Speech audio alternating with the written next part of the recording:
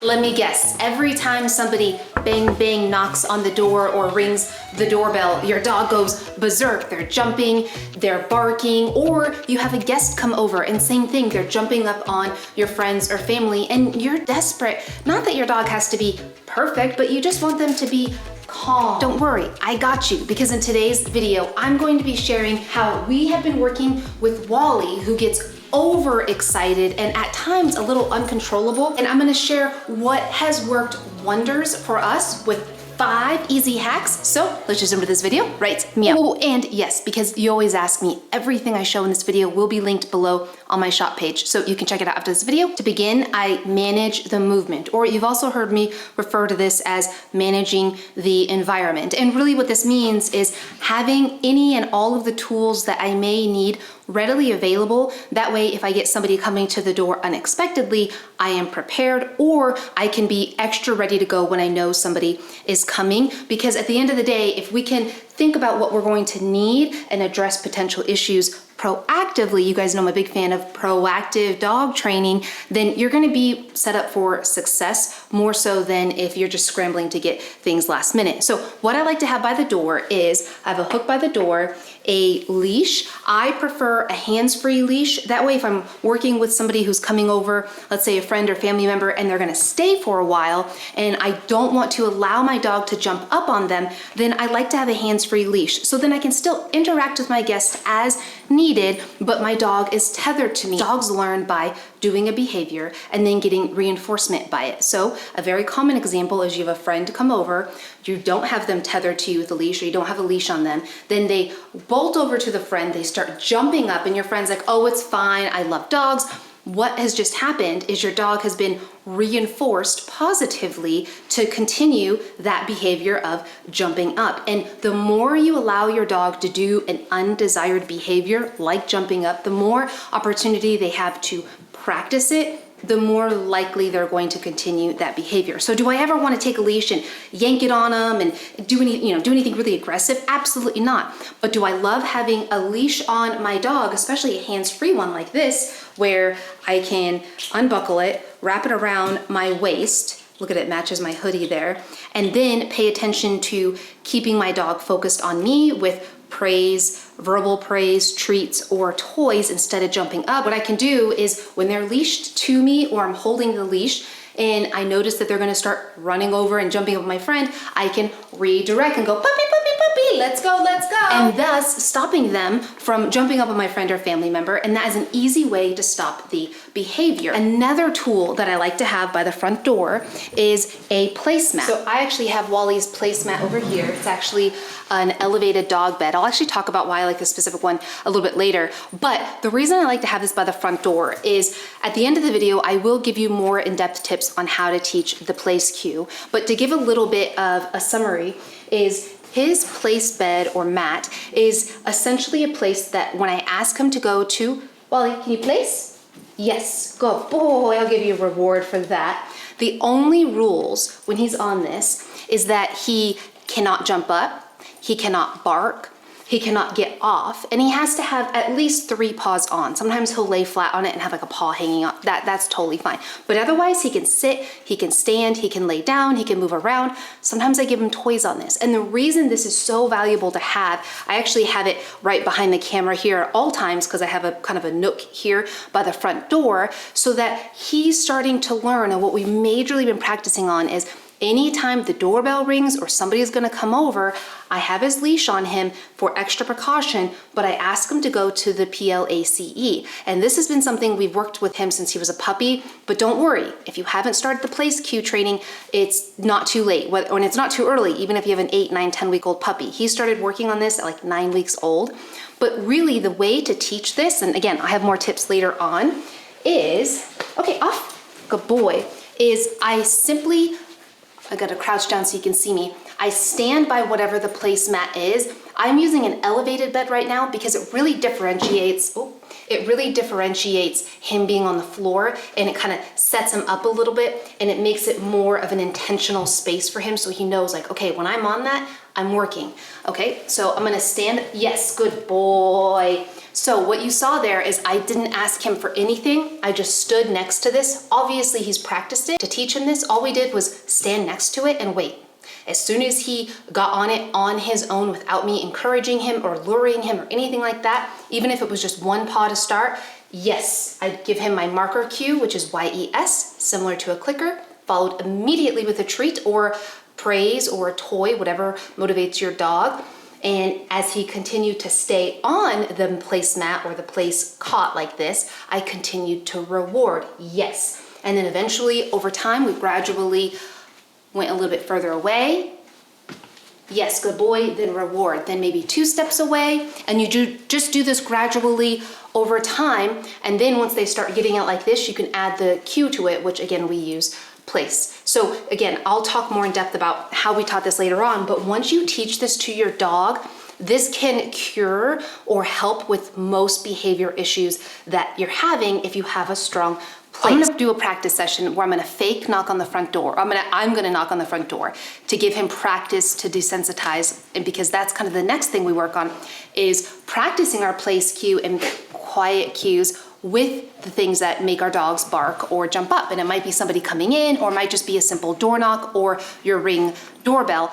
Again, fair warning, if you have headphones on, turn your volume down because he'll probably bark, and I'll show you how we're kind of working through it because we're not perfect, and I want to show you guys the good and the bad.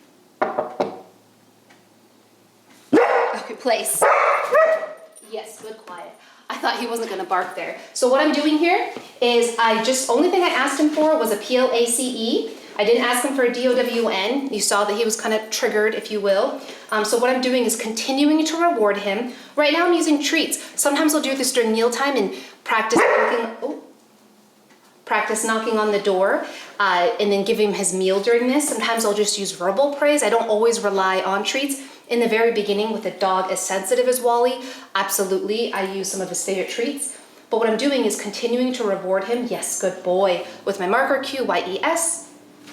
Yes, good boy, for being quiet, and treats for being quiet. And what this is doing is teaching him, if we do this enough times, that every time there's a knock on the door, if he instead goes to his PLACE bed, yes, good boy, then he's gonna get some kind of reward. And then the more you practice it, he will actually get more of a positive reinforcement by being on this bed versus barking at the door. Because a lot of dogs, when they're barking at the door like that, they'll amp themselves up and they actually get this like rush of almost like endorphins. Like it feels good for them to bark at the door, and so they wanna continue doing it. I want them to get that same satisfaction with being on the bed. And the way that we do this is to positively condition the bed to be an awesome place to be, because every time they go on and around this, they get major, major rewards and praise. Yes, good boy, you can free. And honestly, like I was talking about before, the other reason I love to have a leash by the front door is you just never know when your dog could easily just slip out if you're not paying attention. Obviously, you can put them in a back room or secure it with baby gates. But it just reminds me, and I think I'm just more paranoid because it reminds me of the time that my chocolate Labrador got out, Bentley, and you know, he's fine, he's all good, but at the moment it terrified me. It was like slow-mo terrified because he just ran straight for the street. And this was years ago. He was much younger, and it was from that moment I was just realized what it potentially could feel like to lose my pet right in front of my eyes. And I remember so distinctly that when we got Bentley back inside from running amok all over the streets and cars having to stop for him, and we got him inside, and I looked at Mikey and I was like, man, like, what would we have done? Like, if he got hit by a car, like, do we even know who the emergency vet is nearby? What, like, how would we have handled that? Like, is there an ambulance you call for dogs? Like, in that moment, I realized how little I knew in emergent situations with my dog. And my husband at one point was like, man, I'm glad that we have pet insurance, because while we didn't need to use it, knock on wood, thank you very much, and we're grateful, it just was a reminder of like how important that is. I talk about it all the time, and I will continue to talk about it.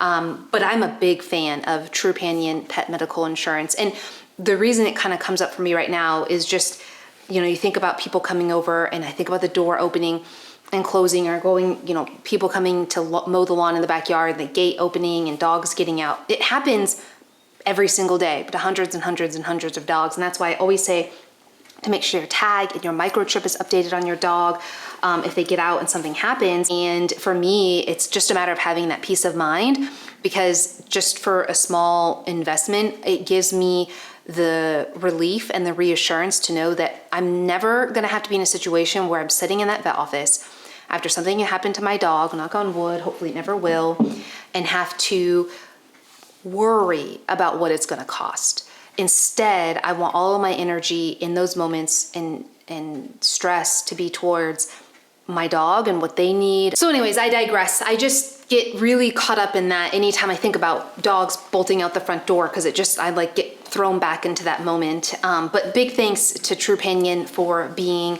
a longtime sponsor of everything we're trying to do here to support our mission to save all the damn dogs. Now, this next thing I love to do before people come over or guests, and even when they're here, is give my dog something of extreme high value, so that over time, they start to learn, okay, every time people come to the door or somebody knocks on the door, I get something of high value over there. And they start to realize and learn that the most exciting thing about a person coming over or a guest coming to the house is a West Paw Topple. Yes, look how excited he is. You know the rules, good boy, go wait. Is a West Paw Topple. It's a stuffable treat. They have multiple sizes, made in the USA, and I just have his frozen food in there. I will talk a little bit more later about what I feed him, but this is something that when we have guests come over, I give him a job to do. Again, whether it's a snuffle mat or the Topple. And then as you can see here, I just gave him his Topple on the place cue, and I even have his leash here. I don't leave the leash on him when I'm not supervising, but then say we have somebody over, he can be working on this, I can be entertaining my guests. By the time he's done with this, he's gonna be really tired out, and then he'll be more in a better place. He'll be in a better state of mind to interact with my guests. I also love to have treats handy by the door. So I have treat jars like this in like a ceramic container, and I put their treats in here. So I always have something to work with. In addition to that, thinking about managing their environment, I will also use, yes, good boy, hi. I got them all wrapped up. Oh, I got you all, can you place? Yes, good boy, all the way, there you go. I also love to use baby gates. So if you do have a worry about your dog rushing out of the house, or jumping up and it's hard for you to physically manage them even with a leash, using a baby gate. Yes, look at that. He was like, oh wait, I'm supposed to stay on here. Yes, good boy. Using a baby gate to physically block them from getting to the front is really beneficial in the beginning, because again, what I found to really work with Wally, because if you wouldn't believe it, anytime we used to knock on the door, it's like almost like Cujo. Like, I mean, not really, but he just would be very difficult to stop from barking and then wanting to jump up anytime anybody came at the door. And we still work on it. We're not perfect by any means, but this is far better progress than he's ever been. And it will be difficult when you first start with somebody physically coming over, because practicing this at home alone when it's quiet is one thing when you have guests. But if you practice this every single day for 10 to 15 minutes, and then you work with them when you have friends or neighbors coming over as practice, I promise, like, it was a game changer for Wally. But the other thing that I love to do is if I have a dog on like a long lead and they're only like a little bit interested in somebody who's coming over, they're like jumping up and they're a little nervous, I like to take some treats. You get free, over here.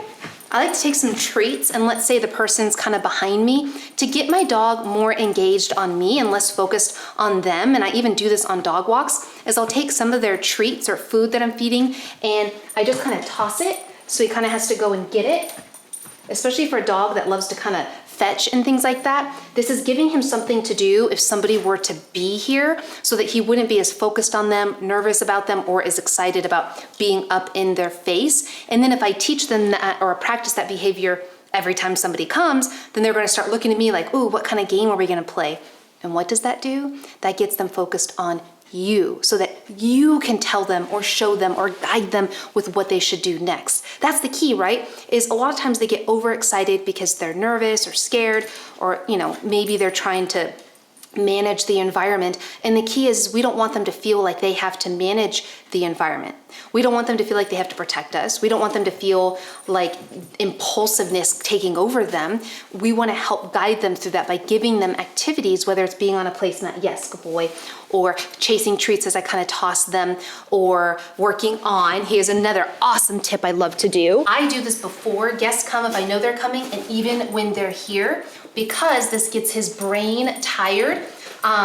Yes, I know I said this in the beginning, but this is linked below. It's an incredible snuffle mat. All I do is I hide some of his treats in these little flaps and folds. And I like this one because it is so big and I can put quite a bit in there. And these little flaps is just little like fleece.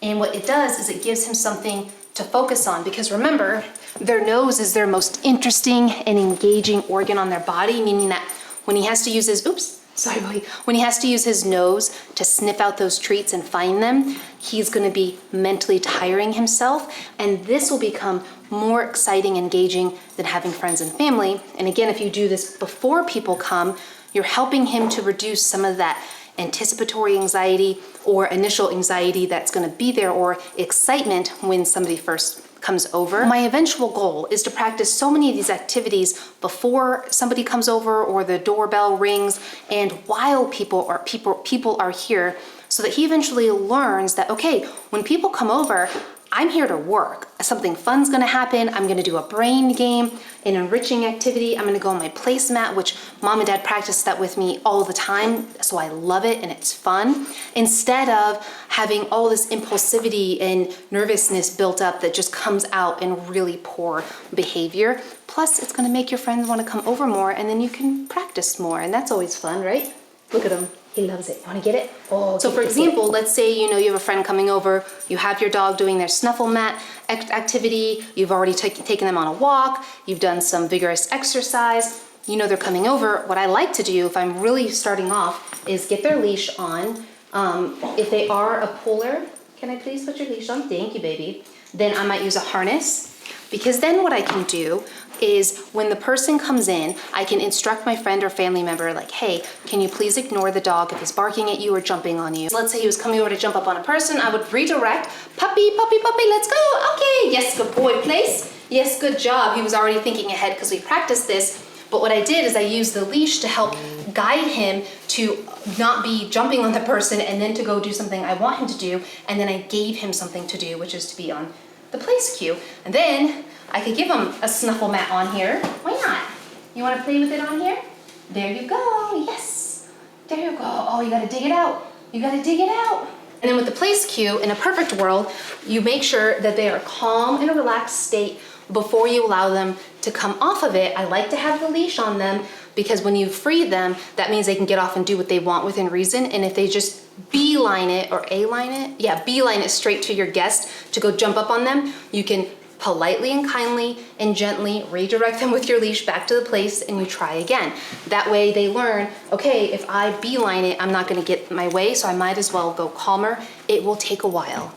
Be patient and practice regularly. And the big thing here is I don't allow my guest to interact with him, or vice versa, him to interact with guests until he's in a calm state and until my guests are in a calm state. And that leads me to my next hack, which is calm down. Like, I need to give that advice to myself. So I'm a bit of a hypocrite, but I'm just gonna tell you, I always say this in my videos, I am not an expert. I am not perfect by any means. I'm just sharing what I've learned, and hopefully you gain something from it. But something I've noticed in myself as self-awareness is I get nervous before company comes over first because I'm an introvert. So having people in the house is always awkward for me because I always want them to have a good time and I feel like I'm boring. I don't know. But two, I know that Wally gets nervous with it. And so I get anticipatory anxiety. And guess who can sense that and feed onto that? That dog. And that's why I'm a big fan of doing activities like the snuffle mat, working on brain games together, working on basic obedience cues, doing a nice leash walk, things of that nature before people come together. So again, we get that interaction with each other. We can both focus on something other than the fact that people are coming over, and it gets his energy down and my mind calm. You watch my videos, you know I'm always hands everywhere and talking fast. It's not an act, that's just who I am. Hence why I have the craziest, wildest monkey dogs because they feed off of that, right? So I really try to focus on that, recognize that, and work on that. And then when they do have interaction with that person, I always ask them, please ask him for something. Ask him for an SIT or a DOWN or a TOUCH.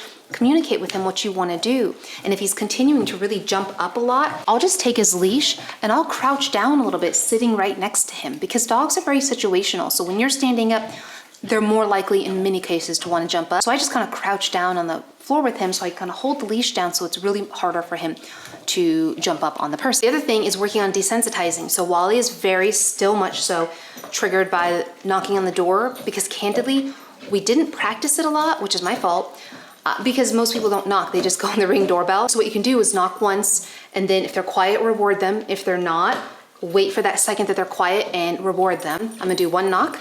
Yes, there you go. You sit down, good quiet, good quiet. Yep, good job, good job. Here we go. And then wait for him to calm down. So you got a little grumbly, but he's still kind of going on his West Paw topple, so he's good there. He's grumbling. If he were to escalate a lot, I'd get up and move and walk away with the leash. Hence why I like having the leash with him. Oh, yes, good boy. You see, I'm kind of tossing the treats too sometimes to make him kind of physically move his body. I'm kind of tossing them away from him on the mat still. All right, so I'm gonna try one more little knock. Yes, good boy. I guessed him right as he gruffled because I thought he wasn't going to. But you see, as I keep kind of doing it, start with a really quiet knock and then work my way up. So as you can see, you just progress over time. Oh, this hack is amazing. So when Wally was younger, he really struggled with people coming over. More excitement, just over like uncontrollable excitement. And he would bark a lot at people. So one thing we tried on accident is I was actually outside playing in the backyard with all three boys. He didn't hear anybody come in the front because we were in the backyard playing fetch, whatever. Then we come back in from outside and the person was already inside sitting calmly at the dining table.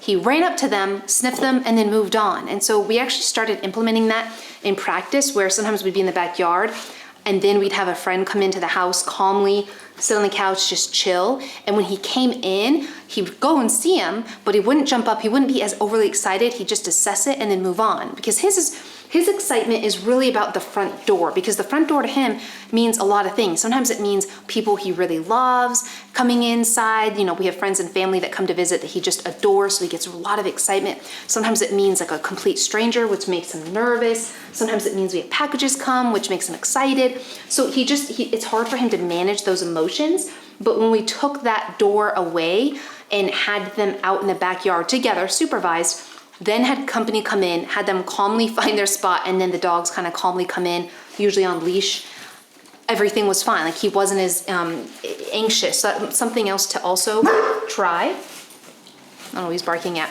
is maybe put him in a different room. Come here, go get it. So I do want to show you this bed because I've only had it for a couple months. Obsessed. So I actually haven't used any of these elevated beds for a very long time because I hated how much room they took up, and it just was very cumbersome to take them apart. But I recently found this one that I purchased, my own money and everything, not sponsored by it or anything. And are we gonna start barking? It folds in half, y'all. So these pieces actually fold in. They have different sizes. I got Wally, I'll link it below. I think I got him the large or the medium, I can't remember. But anyways, you fold it up and then you fold it in half, and then you have it completely folded up. This would fit under a bed or in a closet really easily, or if you're gonna go camping or whatever. It's amazing that it folds up, and you can just hand wipe it down if there's any mess on it. I also want to remind you, guess who has brand new merch out? You got it, it's me. It's linked below. I hope you love it. You'll be able to see right away who the inspiration was, AKA Finn, Wally, Ben, even my cat. And honestly, you guys, in a massive way. So I hope you guys enjoy that. And just remember, with dogs jumping up in general, whether it's on leash or coming to the front door or whatever it might be, really the biggest thing we can do, at least what's worked for us and helped, is practicing, desensitizing, really managing the environment, and really making the only outcome for our dog be a successful one, like giving them minimal options to be able to react to a situation and having those situations be positive behavior, if that makes sense. So having a leash like this, which I do link below, this hands-free leash, or a bed like this, etc. Some really yummy treats. I will have my favorite treats linked below, my favorite treat pouch, all of it. And again, big thanks to Trupanion for the continuous support in giving me this reassurance by offering this pet medical insurance that has coverage like I've never been able to see before. Now, I do want to talk more in depth about how we taught the place cue. So click the video right here and we'll go more in depth on that. Or if you want to see more about what I feed my dogs and treats I love, click the video right here. And don't forget my shop page below with all my favorite products. And I hope you have a beautiful day. Goodbye.